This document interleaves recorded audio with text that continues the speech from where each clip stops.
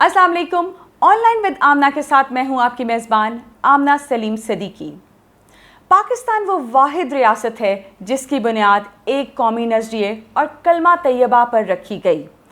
आज आज़ादी का दिन है, वो दिन जिस दिन पाकिस्तान वजूद में आया। इस्लामियान हिंद गुलामी के अंधेरों में डूबे हुए थे। सन 1930 में अल्लामा मोहम्मद इकबाल ने पाकिस्तान का ख्वाब देखा।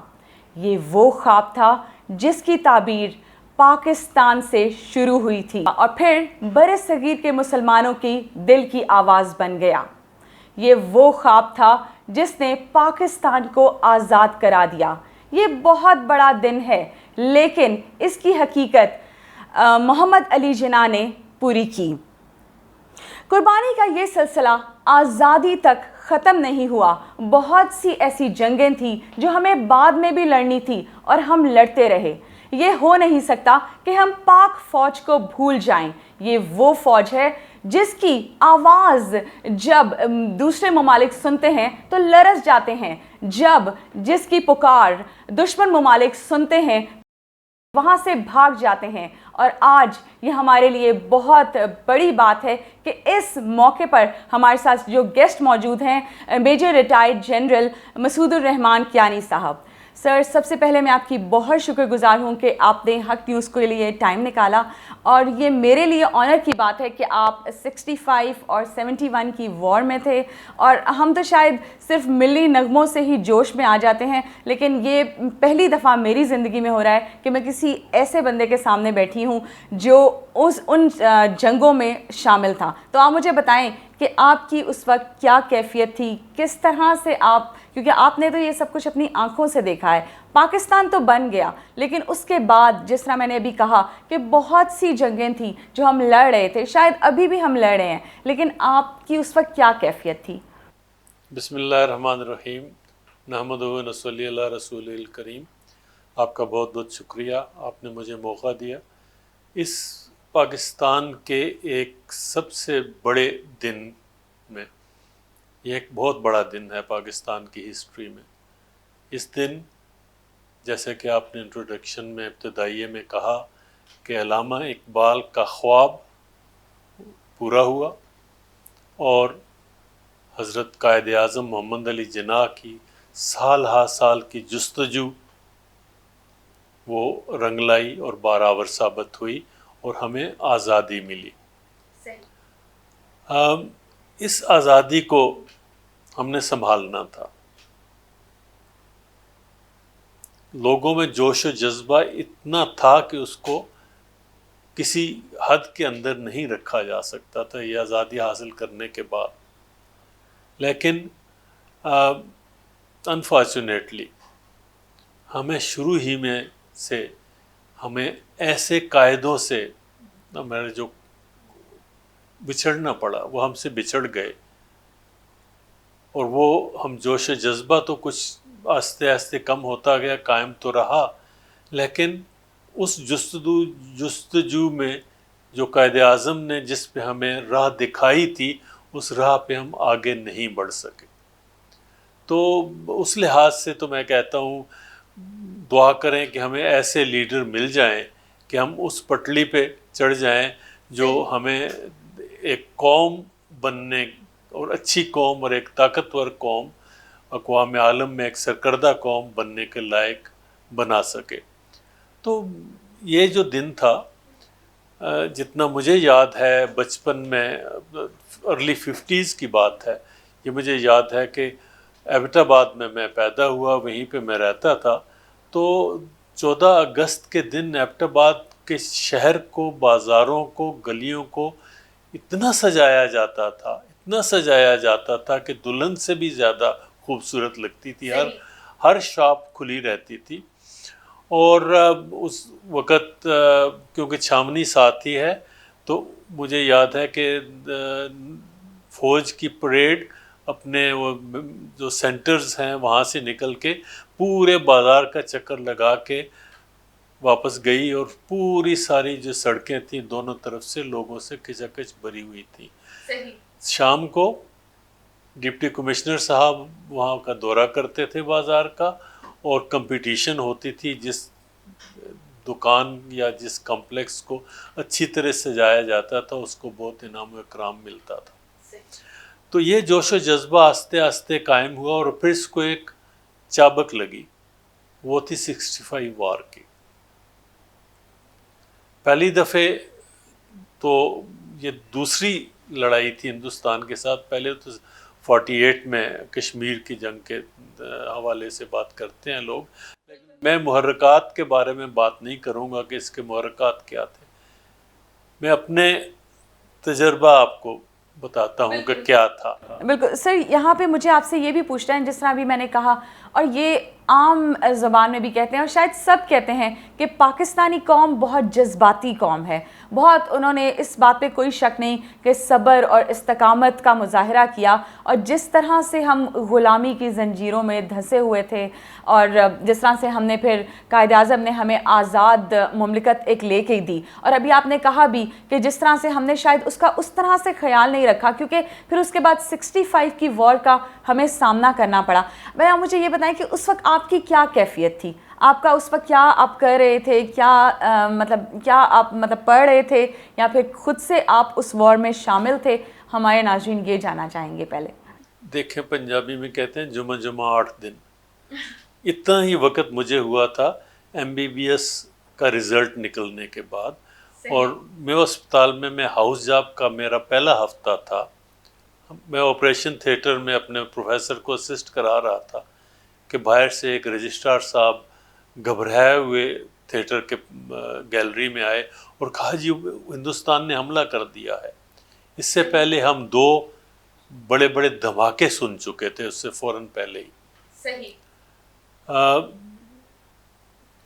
گھبرائے تو ہم بہت، لیکن جذبہ اتنا تھا کہ سامنے ایک آپ کے پاس مریض پڑا ہوا ہے بے ہوش، جس کو آپ نے کھول کے رکھا ہوا ہے.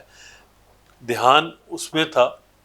تو پروفیسر صاحب نے وہ آپریشن ختم کیا، باقی لسٹ کینسل کی، اور پھر ایک ہنگامی میٹنگ کی اپنے سٹاف کی، اور میں اسپتال کو ٹوٹلی ری ویمپ کر دیا گیا to a war hospital civilian نے اپنے طور پہ. اور جتنے ایسے مریض تھے جو بہت سیریس نہیں تھے ان کو ڈسچارج کر دیا گیا.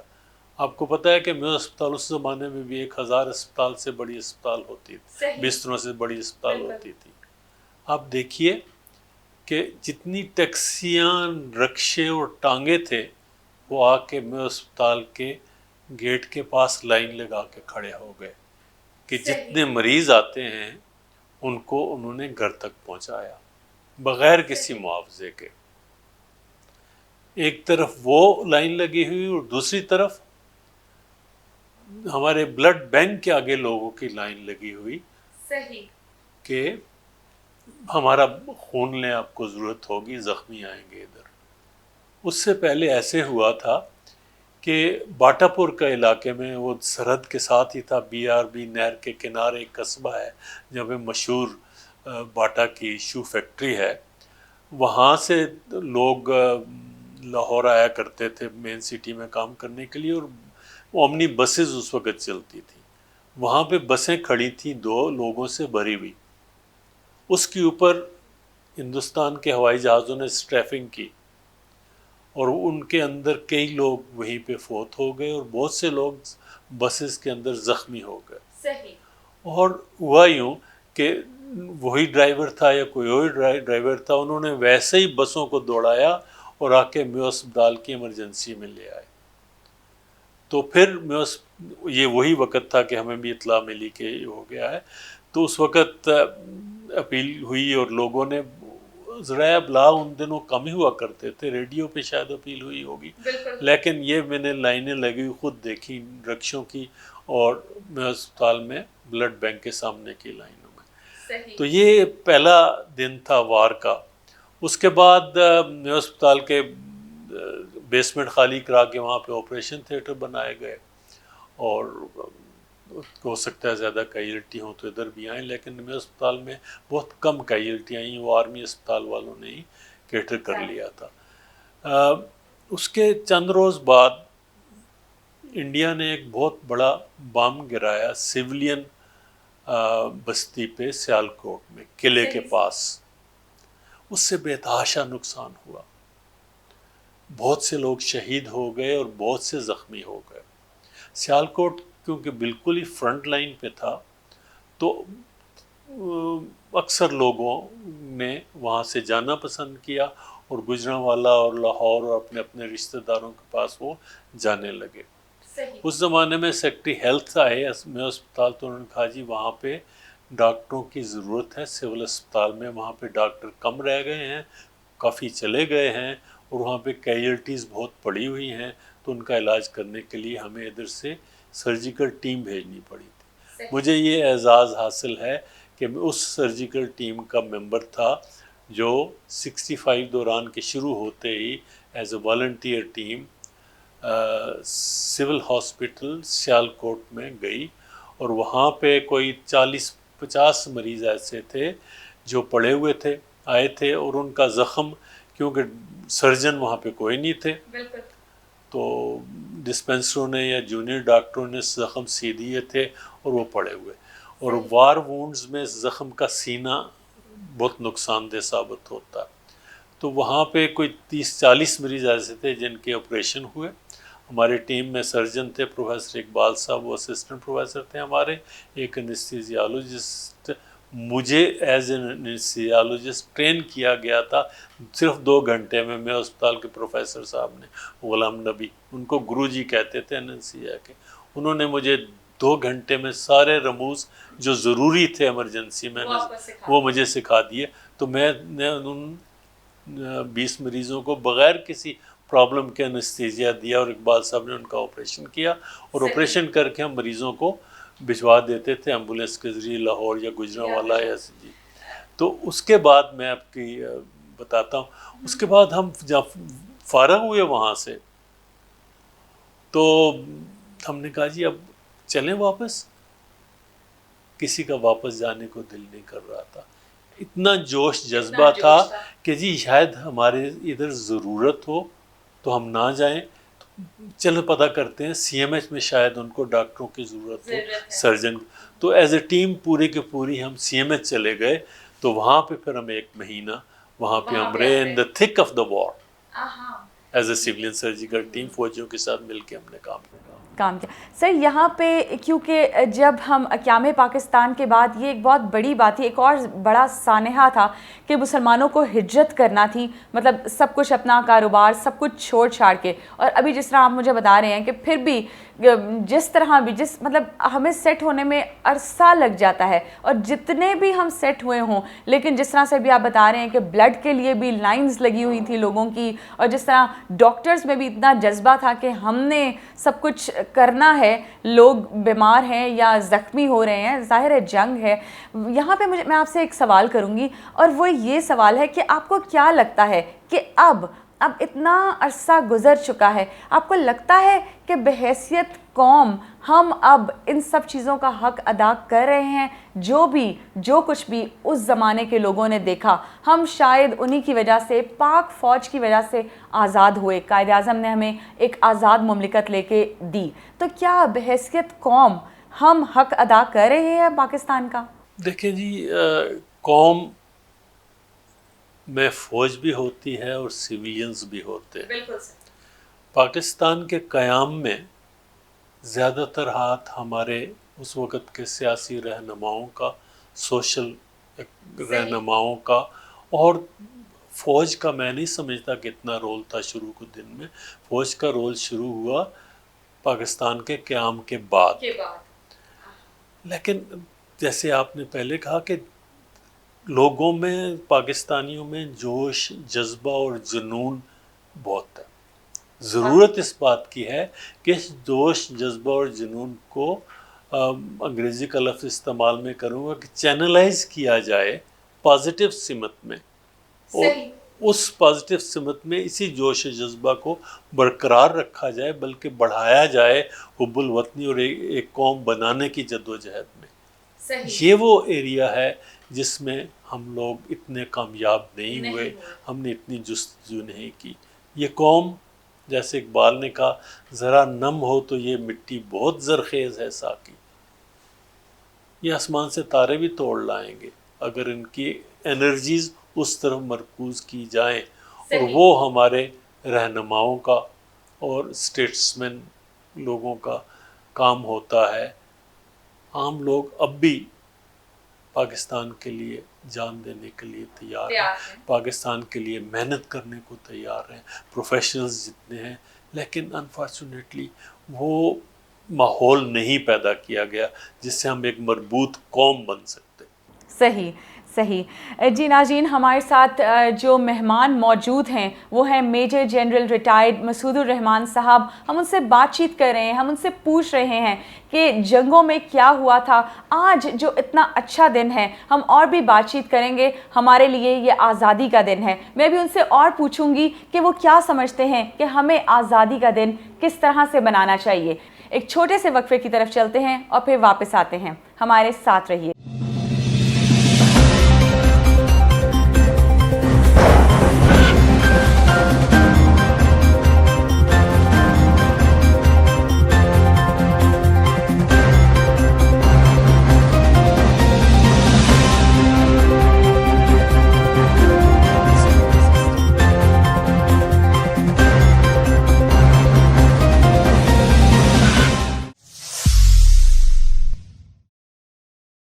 Welcome back. جی, تو ہم بات چیت کر رہے ہیں سر کے ساتھ. ہمیں سر بتا رہے ہیں کہ کس طرح سے جنگوں میں وہ حصہ لے رہے تھے. پاکستان کے جوش, پاکستانیوں, کہنا یہ چاہیے کہ پاکستانیوں کے جوش کے بارے میں بات ہو رہی ہے کہ کس طرح سے انہوں نے مل جل کر ایک دوسرے کا ساتھ دیا.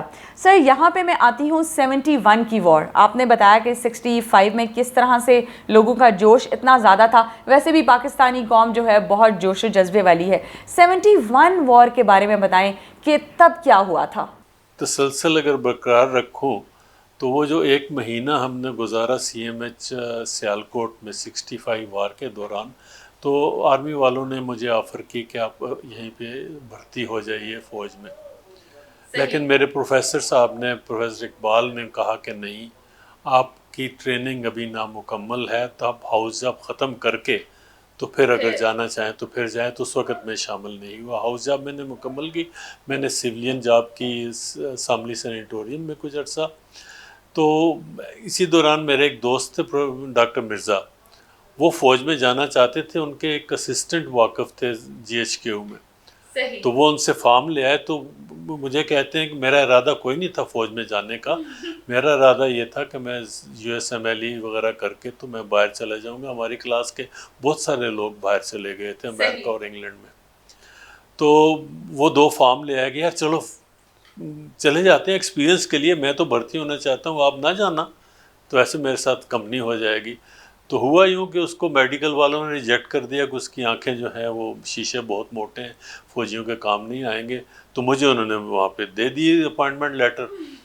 جب میں واپس گیا, اب بھی میرا کوئی ارادہ نہیں تھا فوج میں آنے کا. واپس گیا تو میری کرسی پہ دفتر میں ایک اور ڈاکٹر صاحب بیٹھے ہوئے. تو انہوں نے کہا جی السلام علیکم. وعلیکم السلام. انہوں نے جیب سے ایک اپائنٹمنٹ لیٹر نکالا اپنا, اور میرا ٹرانسفر لیٹر مجھے دے دیا. اس وقت میرا دماغ گھوما کہ یار یہ کیا ہے. تو میں نے وہ پھر اسی وقت ڈیسائیڈ کر دیا کہ I'll go to army.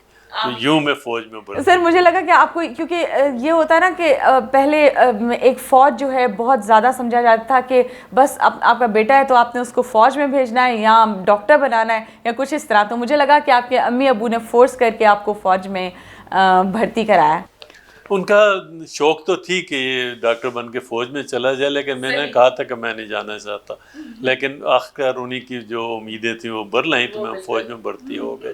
تو وہ سول جاب کرنے کے بعد فوج میں بھرتی ہو گئے. وہ اس کے بعد ادھر ادھر گھومتے رہے جیسے فوج گھماتی ہے جونیئر آفیسرز کو. 71 کی وار لگ گئی.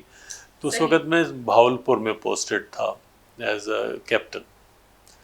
تو دوست جو جاتے تھے ایسٹ پاکستان پوسٹنگ پہ, تو صبح 8 بجے ٹرین گزرتی تھی. اس میں کئی دوست آئے, ہم نے کئی لوگوں کو وہاں سے الوداع کہا. اب اگست کا مہینہ شروع ہو گیا, تو ہم نے کہا جی جتنے جانے تھے چلے گئے. تو ٹھیک ہے, اچانک ہمارا پوسٹنگ آرڈر بھی آ گیا. تو میں نے کہا چلو جی ہم بھی چلتے ہیں. تو وہیں سے پھر گھر بھی نہیں گئے, وہیں سے بستر باندھا تو کراچی کے راستے, کولمبو کے راستے ایسٹ پاکستان پہنچ گئے. تو وہاں پہ فیلڈ ایمبولینس میں ایز اے سرجن, اس وقت تک میں گریڈڈ سرجن بن چکا تھا فوج میں, جونیئر سرجن. تو میری پوسٹنگ ایز اے سرجن ہوئی تھی. تو 71 وار میں جب ہم وہاں پہنچے تو مجھے ٹیمپرریلی ایک میجر صاحب تھے, ان کے ساتھ ٹھہرنے کو جگہ ملی. ینگ میجر تھے, میں ٹھہرا ان کے پاس. رات کو خوب لاہور کے تھے, بہت گپیں لگی, تو باتیں کی. دوسرے دن ہم نے ایک فیلڈ ہاسپٹل سیٹ کرنا تھا, وہ کر ہی رہے تھے. بمشکل ہم نے آپریشن تھیٹر سیٹ کیا. تو کہا جی کیجولٹی آ گئی, کیجولٹی آ گئی, کیجولٹی آ گئی. تو ہم کیجولٹیز آ گئی, تو ہم ان کو ریسیو کرنے کے لیے نکلے. تو ایک میجر صاحب تھے, کہتے ہیں میجر صاحب کے ان کو پیٹ میں بہت چوٹ لگی ہوئی ہے, تو ان کو سیدھے آپریشن تھیٹر میں لے آئے. جب میں نے اس کا چہرہ دیکھا تو وہی میرے روم میٹ تھے جو جن کے پاس میں نے رات گزاری تھی. ان کو میں نے اپنے ہاتھوں سے اٹھا کے آپریشن ٹیبل پہ ڈالا. وہ جیپ میں کہیں جا رہے تھے اور مائن کے اوپر ان کی جیپ آ گئی, اور وہ مائن ایسے پھٹی کہ ان کے پیٹ کے لوتھڑے اڑ گئے. میں ان کو نہیں بچا سکا. تو یہ میرا پہلا ایکسپیرینس تھا ایسٹ پاکستان کے وار کا. اس کے بعد ایک جگہ گئے, دوسری جگہ گئے, اپنی میں اٹھاتے چلتے چلاتے ایک جگہ سے دوسری جگہ. پھر ریٹریٹ کرنے کا موقع آ گیا کہ ادھر دشمن قریب آ گیا. ہم پھر کیجولٹیز کے ساتھ اسپتال کے ساتھ موو کرتے گئے. ایک وقت ایسا آیا کہ ہمیں راتوں رات ایویکویٹ کرنا پڑا ہے. پورا ایک بریگیڈ ایویکویٹ ہوا, اور دریا کے کنارے میگنا دریا تھا کہ کیا مجھے نام نہیں پڑ, بیرب بازار ایک جگہ ہے. تو وہاں پہ ٹریک نہیں تھا, انجینئرز نے راتوں رات وہاں پہ ریلوے ٹریک تھا, اس کے اوپر گاڑیوں کے گزرنے کی جگہ بنائی. تو ہم نے وہاں ہاسپٹل سیٹ کی. تو وہ دوسرے دن پتہ چلا کہ مکتی بہانی اور انڈین بریگیڈ ہمارے پیچھے پیچھے ہے. راستے میں ہماری گاڑی خراب ہو گئی, ایک تھیٹر کا سامان ادھر رہ گیا. اور پھر ان کو بریگیڈ والوں نے ہمیں ریکویسٹ کی کہ آپ کے پاس بھی کوئی لڑنے کے لیے لوگ ہیں تو بھیجیے تاکہ ہم ان کو ادھر روک سکیں. صحیح سر. تو فیلڈ ایمبولینس میں سے ایک کوئی 50 لوگ, جن میں 2 ڈاکٹر بھی تھے ہمارے, وہ دریا کراس کر کے فرنٹ لائن پہ گئے. تو انڈین کو ٹینک وینک ان کے آئے ہوئے تھے, ان کو پسپا کیا اور حالات کچھ بہتر ہوئے. ہمیں دریا کے اس پار سنبھلنے کا موقع ملا. وہاں پہ ہم نے دیکھا کہ وہ جو گاڑی ہماری پیچھے رک گئی تھی خراب ہوتے ہوئے, وہ لٹی پڑی تھی. ان میں ایک چیز بھی سلامت نہیں تھی. سارے مکتی بہانی والے وہ سارا سامان لوٹ کے لے گئے تھے. تو وہ دریا کے کنارے ہم نے اپنا اسپتال لگایا. اور پھر جب سب سے زندگی میں جو غمگین سانحہ پیش آیا, اور بھی بہت سانحے پیش آتے ہیں زندگی میں, وہ سرنڈر والا ہی تھا. اچانک ہوا, ہمیں اچانک اطلاع ملی. ہمیں حوصلہ دیا جا رہا تھا کہ اب چائنیز مدد کو آ رہے ہیں, سنبھل جائیں گے حالات. یا وہ 7th فلیٹ تھا شاید امریکہ کا, وہ بھی بے آف بنگال میں پہنچ چکا ہے, تو جنگ بندی ہو جائے گی. تو لیکن نہ ہوا. لیکن نہیں ہوا. سر مجھے آپ سے پوچھنا, آپ نے ابھی شروع میں ایک بات کی, اور وہ یہ ہے کہ جس طرح ہمیں قائد اعظم ملے اور ان کی وجہ سے ہم ایک آزاد ملک میں سانس لے رہے ہیں. آپ مجھے بتائیں, ابھی اس کے بعد بھی ہمیں بہت سارے قائد ملے. آپ کیا سمجھتے ہیں کہ کیونکہ اب جو پاکستان کے حالات ہیں, شاید اس طرح کے قائد ہمیں نہیں مل سکے جس طرح کے پہلے تھے, اور جس طرح جن کی وجہ سے ہمیں ایک آزاد مملکت ملی تھی. تو آپ کیا سمجھتے ہیں کہاں پہ کمی ہے؟ کیا ہمارے قائدوں کو کرنا چاہیے؟ جو قائد ہمیں ملے, کچھ تو بیوروکریسی میں سے ایسے قائد نکلے جن کو سمجھ ہی نہیں تھی, تو وہ اپنے ذاتی مفاد کی خاطر لگ پڑے. اور جو کام کے لوگ تھے ان کو بڑی خوش اسلوبی سے، جیسے مکھن سے بال باہر نکلتا ہے نا، تو ان کو نکال کے سائیڈ لائن کر دیا گیا، اور پھر نفسا نفسی کا عالم شروع ہوا کہ ہم اس ملک سے کیا نکال سکتے ہیں اپنے لیے۔ تو یہ بہت بڑی بیماری تھی جو اس قوم میں پھیلی، اور اوپر سے نیچے تک بھی سرایت کرتی گئی کہ ہم اپنے مفاد کی خاطر قوم کے مفاد کو بے نقصان پہنچاتے رہے۔ لوگ اچھے آئے بھی، کام کیا بھی، لیکن ایک سسٹین نہیں کر سکے ہم پروگریس۔ یہ کہنے کے باوجود میں یہ کہوں گا کہ پاکستان نے اسی دوران بہت ترقی کی، کام کرنے والوں نے بہت کام کیا، اور یہی وجہ ہے کہ 4 کروڑ کے قریب آبادی تھی ویسٹ پاکستان کی، آج کو 22 کروڑ کے قریب ہو گئی ہے، and everybody is much better off than in that position۔ بالکل۔ اگر یہ پاکستان نہ ہوتا تو شاید میں یا میرے کئی کولیگ یہاں تک پہنچ نہ سکتے، ہمیں موقع ہی نہیں ملتا، بالکل مواقع نہیں تھے۔ یہ پاکستان کی وجہ ہے کہ میں آپ آئی ہیں اور میرا انٹرویو لے رہی ہیں۔ اور اسی طرح دیکھیں، ہم کہتے ہیں کہ پروگرس نہیں ہوئی، کڑتے ہیں، ان لوگوں کو اچھا کھانا مل رہا ہے، 22 کروڑ کے موسٹ آف دم اچھا رہنے کو مل رہا ہے، اچھے ٹریول کنڈیشنز اچھی ہیں، اکثر کے پاس سر پہ چھت بھی ہے، اور لیونگ کنڈیشنز بھی بہت بہتر ہیں ایز کمپیئر ٹو کہ جب شروع میں پاکستان آزاد ہوا تھا۔ اس وقت تو ہمیں نواب اور بہاولپور نے سسٹین کیا تھا، 1 سال تک تو وہ اپنی خزانے سے تنخواہیں دیتا رہا، اس نے ہمیں کروڑ روپے ملک چلانے کے لیے دیے۔ ایسے لوگوں نے کی وجہ سے یہ پاکستان اٹھا، لیکن اس اٹھان کو ہم ایک جو انٹیگریٹڈ قوم ہوتی ہے نا، ایک وہ نہیں بنا سکے۔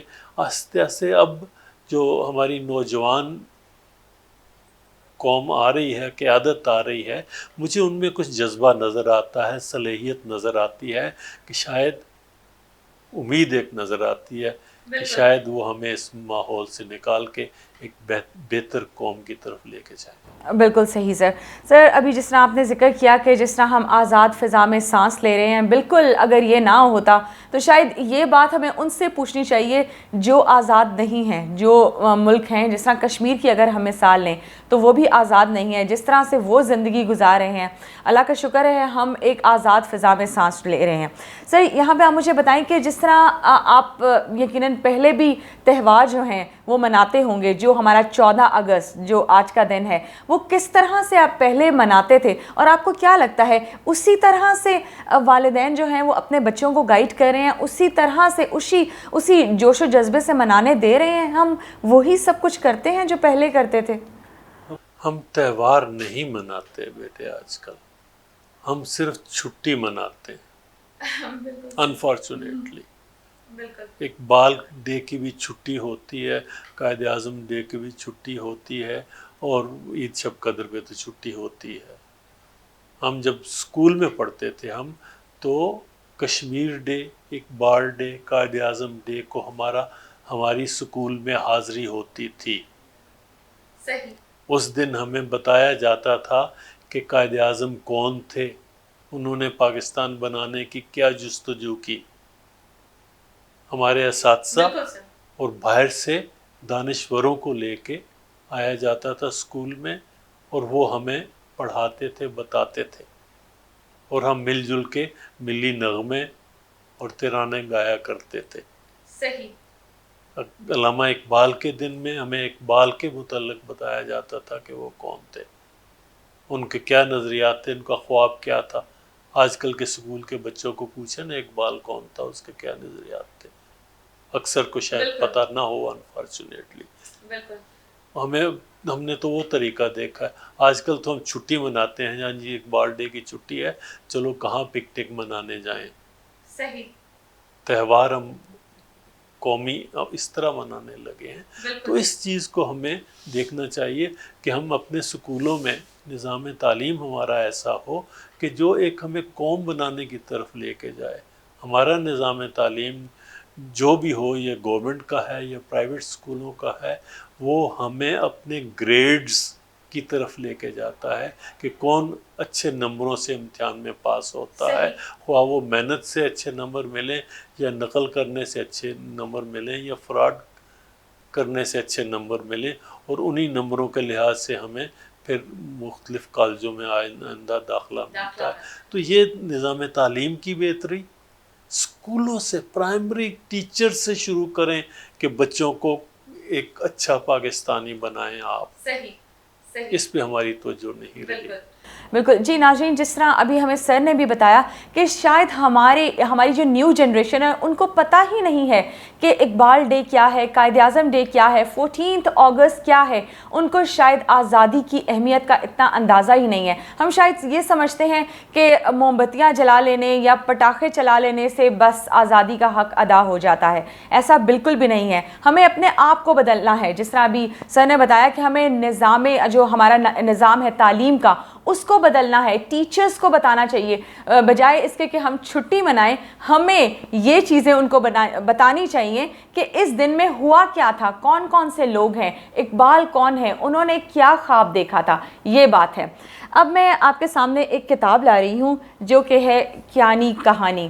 سر اس کتاب کے بھی بانی ہیں۔ سر اس کتاب کے بارے میں ہمیں کچھ بتائیے کہ آپ نے یہ کتاب کیسے لکھی، کس طرح سے آپ نے سوچا کہ کتاب لکھتا ہوں، اور اس میں کیا آپ کی زندگی کے تمام جتنے بھی واقعات جو کچھ بھی ہے وہ سب اس میں موجود ہے؟ اکثر اس میں دیکھیں،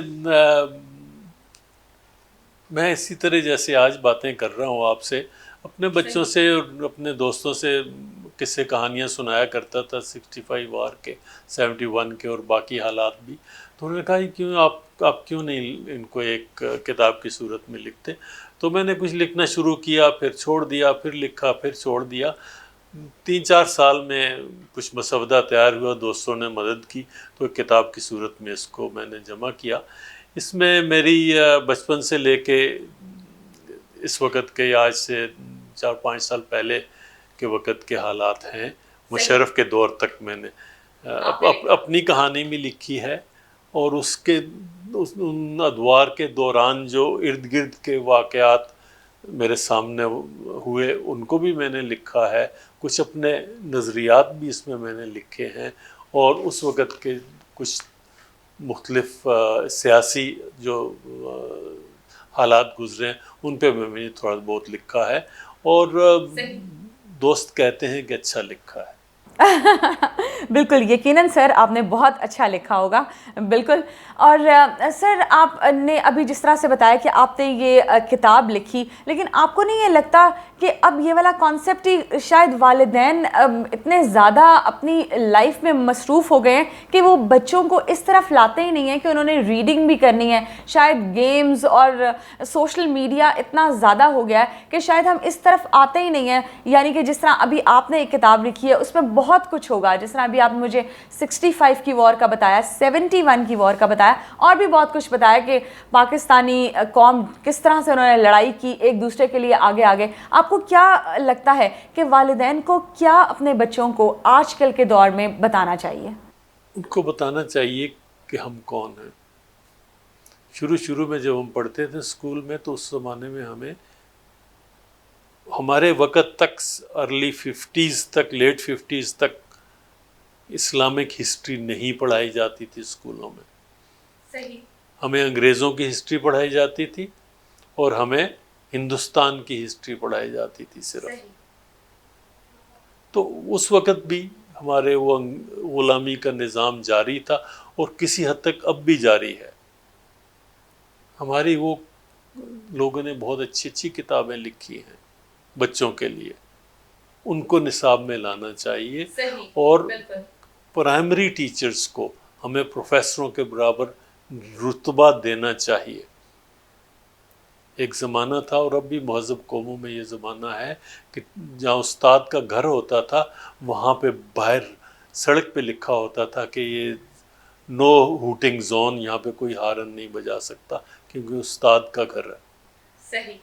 تو ہم کو استاد کو معاشرے میں وہ عزت دیں گے، تب جا کے ان کو یہ سہولت ملے گی کہ وہ بچوں کو تربیت دیں، اور ماں باپ اور استاد، ماں خصوصی طور پہ ہمیں بچیوں کو وہ تربیت دینے چاہیے کہ اچھے ماں بن سکے. ہماری اسکول کی کاپی کے اوپر ہمیں سمجھ نہیں آئی، پہلی جماعت میں جب داخل ہوئے اسکول میں تو لکھا ہوا تھا آج کے بچے کل کے باپ. اس لفظ کی ہمیں اس فکرے کی سمجھ کافی دیر کے بعد سمجھ آئی. تو ہمیں ان کو معاشرے میں ایک اچھا انسان بنانے کی تگ و دو میں زیادہ محنت کرنی چاہیے، تب ہمیں قوم بن سکتی ہے. بالکل صحیح سر، جس طرح آپ نے بتایا، کیونکہ آج کل کے والدین اس دور میں لگے ہوئے ہیں کہ ہم نے انجینئر بنانا ہے، ڈاکٹر بنانا ہے، شاید اچھا انسان بنانے کے بارے میں ہم لوگ بالکل بھول گئے ہیں. سر، ہماری جو نئی نسل ہے وہی آگے چل کے پاکستان کو چلائے گی، اور بہت امپورٹنٹ رول وہ ابھی بھی ادا کر رہے ہیں اپنی طرف سے. شاید ابھی ان کو اتنا زیادہ امپورٹنس نہیں دی جا رہی، یا کئی جگہوں پہ ہم کہیں پیچھے بھی ہیں. آپ نئی نسل کے لیے کیا میسج دینا چاہیں گے سر؟ نئی نسل کے لیے یہ میسج ضروری ہے کہ پہلے وہ اپنے آپ کو سمجھیں، اپنے ملک کو سمجھیں، اپنے مذہب کو سمجھیں، اپنے حالات کو سمجھیں. یہ ضروری ہے. اس کے بعد تعلیم یہ جو اکیڈیمک ہوتی ہے اس میں محنت کریں، اور ایکسٹرا اکیڈیمک ایکٹیویٹیز کو ضرور. انسان کی ایک پرسنالٹی ایک پیکج ہے، اس پورے پیکج کو اپنائیں اور اپنے اساتذہ سے، والدین سے مدد لیں. اگر یہ کام ہوگا تو انشاءاللہ ہم اچھی شہری بنا سکتے. صحیح. جی ناظرین، میں آپ کو بتا چلوں، آج ہمارے جو مہمان تھے وہ میجر جنرل ریٹائرڈ مسعود الرحمان صاحب تھے. انہوں نے ہمیں بہت کچھ بتایا. انہوں نے ہمیں بتایا کہ کس طرح سے یہ تحریک سٹارٹ ہوئی تھی، کس طرح سے ایک دوسرے کے ساتھ مل کر ہم نے بہت سے چیلنجز کا سامنا بھی کیا، اور ابھی بھی بہت سارے ایسے چیلنجز ہیں جن کے ساتھ ہم مقابلہ کر رہے ہیں، لیکن پھر بھی بہت ساری کمیاں ہیں. ہم نے اپنے بچوں کو کیا سکھانا ہے، ہم نے کس طرح سے ان کو آگے کے لیے تیار کرنا ہے. بہت ساری ایسی چیزیں ہیں جو ہم شاید پیچھے چھوڑ آئے ہیں، وہ ہمیں یاد کرنی ہے. اس امید کے ساتھ کہ آپ اپنا ڈھیر سارا خیال رکھیں گے، اس امید کے ساتھ کہ ہم اپنی سوچ کو بدلیں گے، اس امید کے ساتھ کہ ہم وہ والا پاکستان بنائیں گے جو کہ قائد اعظم نے بنایا تھا، جس کا خواب علامہ اقبال نے دیکھا تھا. اپنا خیال رکھیے گا. آمنہ سلیم صدیقی کو آن لائن ود آمنہ سے اجازت دیجیے. اللہ حافظ.